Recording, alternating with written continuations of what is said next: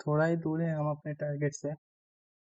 Hello traders, welcome to aspiring ATM trader YouTube channel. चलिए देखते हैं आज का हमारा ट्रेडिंग का सेशन कैसा रहता है। यहाँ पे हमें आज के दिन पे दो स्ट्रॉन्ग सेलिंग यहाँ पे दिखाई दे रही है। मार्केट ने आज गैप अप ओपनिंग लिया था, उसके बाद यहाँ पे ये एक स्ट्रॉन्ग सेलिंग है, उसके बाद अभी यहाँ पे फिर से एक स्ट्रॉन्ग सेलिंग है। यहाँ पे मार्केट अभी जिस पोजीशन में लाई कर रहा है मूविंग एवरेज से दूर है, तो यहाँ पे अभी सेलिंग करना सही नहीं होगा। यहाँ हम अगर 15 मिनट के चार्ट पे भी देखें ट्रेडर्स, प्राइस जो है वो सारे मूविंग एवरेज से दूर है, तो यहाँ पे सेलिंग करना रिस्की है और यहाँ पे हम एक पुल बैक के लिए बाइंग जरूर कर सकते हैं। ठीक है, निफ्टी यहाँ पे नॉन स्टॉप अपना 200 मूविंग एवरेज में सपोर्ट ले रहा है। ट्रेडर्स हम यहाँ पे एक एंट्री ले लेंगे बाइंग डायरेक्ट बुलिश डायरेक्शन में।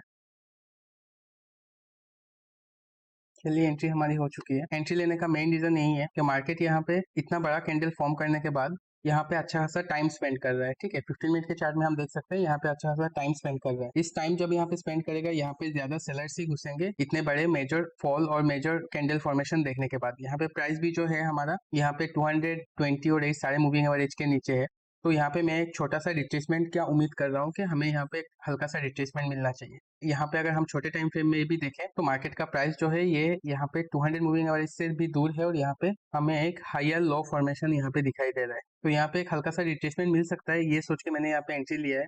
फिलहाल तो ट्रेड हमारे ऑपोजिट ही चल रहा है, देखते हैं क्या होता है ट्रेडर्स। चलिए हमारा स्टॉप लॉस यहाँ पे हिट हो गया है ट्रेडर्स। देखिए मैंने यहाँ पे स्टॉप लॉस को छोटा इसलिए रखा था कि इसके नीचे बहुत ज्यादा बफर रखने का कोई मतलब नहीं है। अगर मार्केट नीचे आता है तो यहाँ पर रखूंगा तो यहाँ के स्टॉप लॉस भी हिट क्लियर करेगा मार्केट यहाँ पे, तो मैंने यहाँ पे थोड़ा ऊपर यहाँ पे स्टॉप लॉस को रखा। अगर मार्केट इतना लेवल पे आ जाएगा तब हमारा पूरा ही स्टॉप लॉस यहाँ पे हिट होगा। तो इस ट्रेड में हमें 3500 के करीब आसपास यहाँ पे हमें लॉस हुआ है। अगर अच्छा सेटअप मिलेगा फिर से हम एक ट्रेड लेंगे। हमने एक ही ट्रेड लिया है। यहाँ पे 52,000 का साइकोलॉजिकल नंबर है ट्रेडर्स, और यहाँ पे अगर हम देखें मार्केट ने अपना first leg, second leg, third leg, ठीक है, थर्ड लेग अभी भी मैं मानूंगा कंप्लीट नहीं है, पर अगर ये 52,000 लेवल का अगर ब्रेकडाउन हमें यहाँ पे मिल जाता है, उसके बाद मार्केट अगर अप मूव करने की कोशिश करता है तब हम यहाँ पे बाइंग कर सकते हैं। ठीक है, और मार्केट अगर यहाँ से 52,000 लेवल के ऊपर से अभी यहाँ पे मार्केट थोड़ा बहुत रिट्रेसमेंट करके यहाँ से ऊपर मूव करेगा, उसके बाद यहाँ पे अगर अच्छा हमें सेलिंग का स्ट्रक्चर कोई दिखेगा ऐसे जोन में मान लीजिए, तो हम यहाँ पे सेल भी कर सकते हैं, क्योंकि यहाँ पे 52,000 में अच्छे खासे स्टॉप लॉसेस भी अवेलेबल होगा और यहाँ पे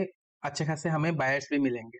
तो अगर मार्केट यहाँ से थोड़ा रिट्रेस करके ऊपर जाता है हम सेलिंग करेंगे, और इस लेवल का अभी अगर डायरेक्ट ब्रेकडाउन दे देता है उसके बाद यहाँ पे कोई अच्छा बुलिश कैंडल बनता है तब हम बाई साइड में एंट्री बनाए। इसी लेवल से लास्ट टाइम मार्केट ने यहाँ पे सपोर्ट लिया था। ये 15 मिनट का चार्ट है, यहाँ पे ये जो लेवल है, तो यहाँ पे जितने सारे स्टॉप लॉस हैं हमारे ऑप्शन चार्ट में, ये सारे स्टॉप लॉस यहाँ पे क्लियर हो चुका है। तो अभी अगर हमें यहाँ पे कोई बुलिश सेटअप मिलेगा तो हम यहाँ पे एंट्री बनाएंगे। चलिए ट्रेडर्स, यहाँ पे मैं एंट्री बना रहा हूँ अपना बुलिश डायरेक्शन में। इस ट्रेड में अगर लॉस होगा तब हम आज के दिन और कोई ट्रेड नहीं लेंगे।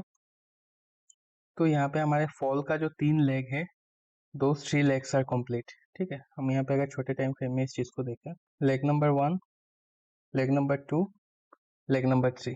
ठीक है, यहाँ पे 52,000 के यहाँ पे जितने सारे बायर्स का टेसल पड़ा हुआ था, जो भी था, जितने बायर्स थे यहाँ पे, इन सबको मार्केट ने जब यहाँ पे आया, ये कैंडल फॉर्म हुआ, यहाँ पे ये सारे बायर्स यहाँ पे निकल गए।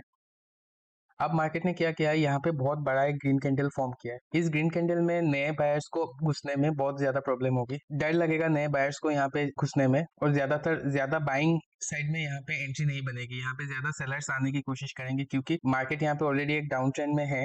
मार्केट ने यहाँ पे रिट्रेसमेंट किया है। पीपल विल बी थिंकिंग कि यहाँ से फिर से रिट्रेसमेंट होगा या सेलिंग आएगा, और इतने बड़े ग्रीन कैंडल के बाद आप भी देखोगे कि बहुत ज्यादा अगर बड़ा कैंडल बन जाता है उसके बाद हमें उस डायरेक्शन में ट्रेड बनाने में मुश्किल होता है। तो इसलिए मुझे लग रहा है कि यहाँ पे अभी सेलर्स ज्यादा आएंगे। अगर यहाँ पे सेलर्स ज्यादा आएंगे तो मार्केट को यहाँ पे फिर से ऊपर मूव करना चाहिए। दैट इज माई थिंकिंग, उसी हिसाब से मैंने यहाँ पे अपना एंट्री बनाया है।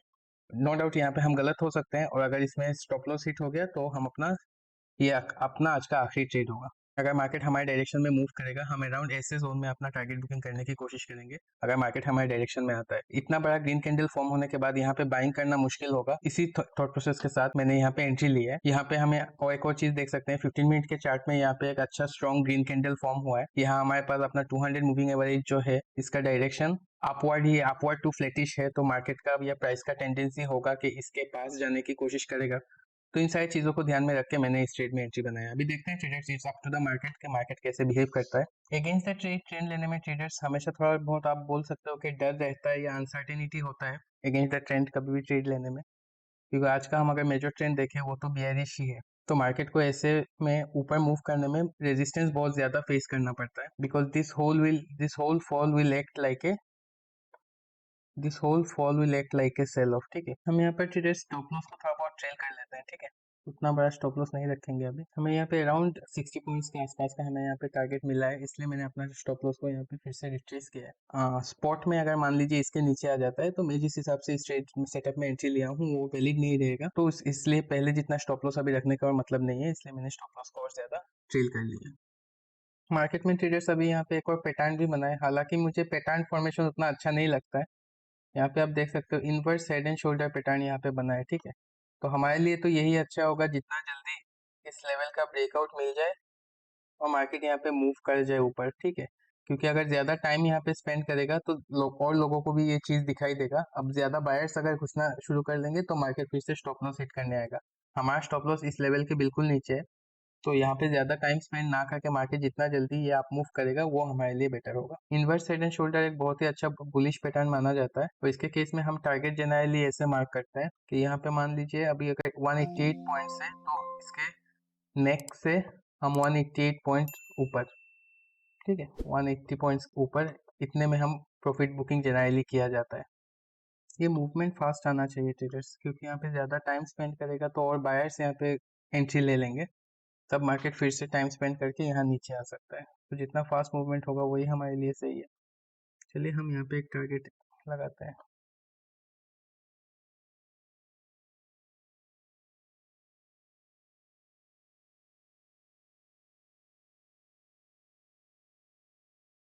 रिजेक्शन बड़ा आ रहा है ट्रेडर्स, थोड़ा ही दूर है हम अपने टारगेट से।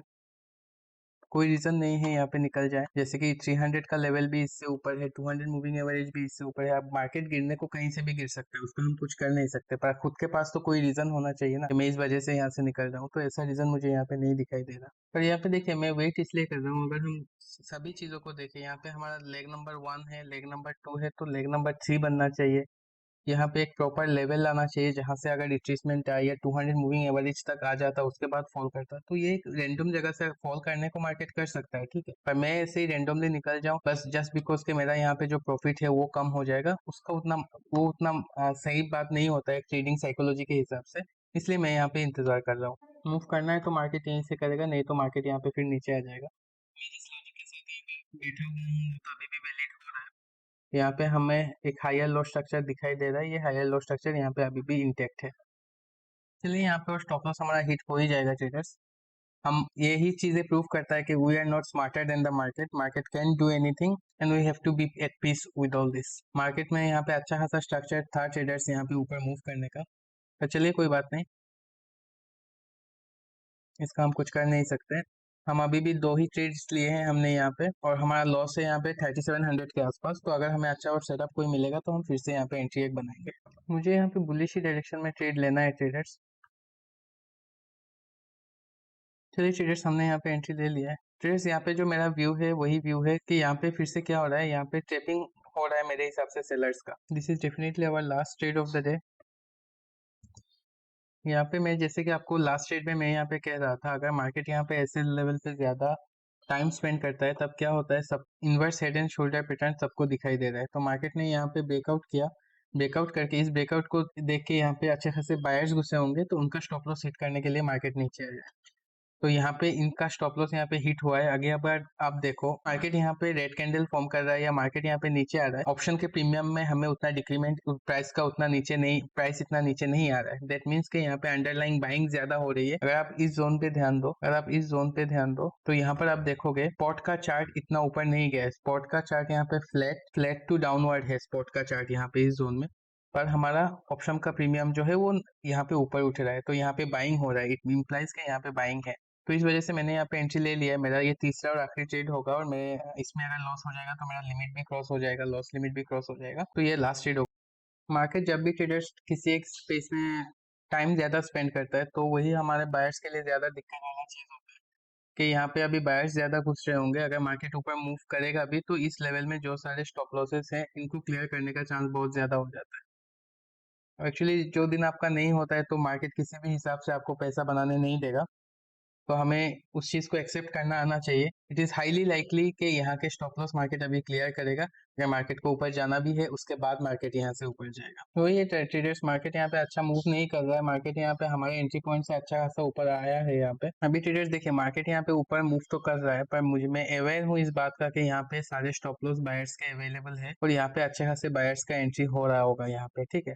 तो मार्केट अगर यहाँ के स्टॉप लॉस को बिना हिट करके ऊपर निकल जाए then we would be very lucky, but the chances of this stop loss getting hit, इस स्टॉप लॉस को हंट करने का चांस बहुत ज्यादा है, जिसमें हमारा स्टॉप लॉस भी यहाँ पे हिट हो जाएगा।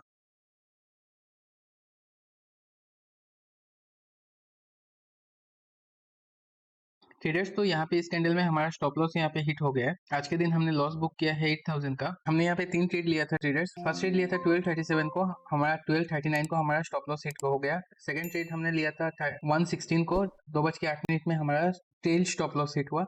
और लास्ट ट्रेड हमने लिया था 2:16 में, 3:01 में हमारा यहाँ पे स्टॉप लॉस हिट हो गया। अभी भी ट्रेडर्स मुझे तो यही लग रहा है कि मार्केट यहाँ से अभी जैसे कि हमारा स्टॉप लॉस हिट किया, मैं बोल रहा था ना यहाँ पे इतने सारे बायर्स का स्टॉप लॉस अवेलेबल हो जाएगा कि मार्केट को ऊपर जाना भी होगा तो इट इज हाईली लाइकली कि हमारा स्टॉप लॉस यहाँ पे हिट हो जाए। सेकंड ट्रेड में ट्रेडर्स हम अच्छे खासे प्रॉफिट में थे। मार्केट ने यहाँ से जो फॉल किया, इस फॉल में मैं ऐसे ही रेंडमली निकल जाऊं मुझे वो उतना लॉजिकल नहीं लगा, इसलिए मैं यहाँ पे होल्ड कर रहा था। पर कोई लॉजिक नहीं था यहाँ से एग्जिट करने के लिए, इसलिए मैं ट्रेड को होल्ड किया। चलिए ट्रेडर्स कोई बात नहीं, अगर आपको लगता है कि मुझे कुछ अलग करना चाहिए था, अगर आपके पास कोई सजेशन हो, कोई फीडबैक हो, काइंडली कमेंट। और अगर आपको चैनल का कंटेंट अच्छा लगे kindly subscribe the channel. Thank you traders, thank you so much.